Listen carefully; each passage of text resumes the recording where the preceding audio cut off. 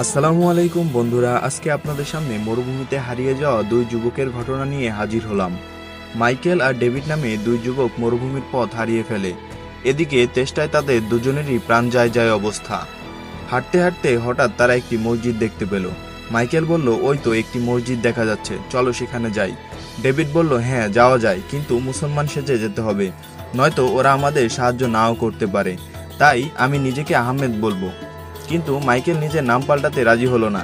যাই হোক, তারা দুজনেই মসজিদে গেল। ইমাম সাহেব তাদের পরিচয় জানতে চাইল। তখন মাইকেল নিজেকে মাইকেল বলে আর ডেভিড নিজেকে আহমেদ বলে পরিচয় দিল। ডেভিড ভেবেছিল তিনি নিজেকে মুসলমান হিসেবে পরিচয় দিয়ে ইমাম সাহেবের কাছ থেকে আলাদাভাবে সুযোগ সুবিধা পাবে, যেটা মাইকেল পাবে না। কিন্তু ইসলাম ধর্ম আমাদেরকে অন্য ধর্মের প্রতি শ্রদ্ধাশীল হতে শেখায়।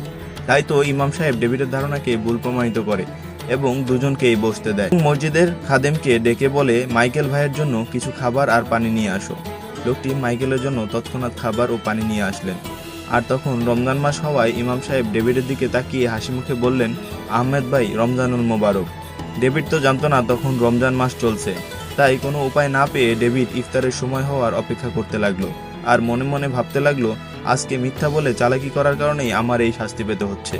বন্ধুরা, গল্পটি আপনাদের কাছে কেমন লাগলো তা অবশ্যই কমেন্ট করে জানাবেন। যদি ভালো লেগে থাকে তাহলে লাইক আর সাবস্ক্রাইব করতে ভুলবেন না।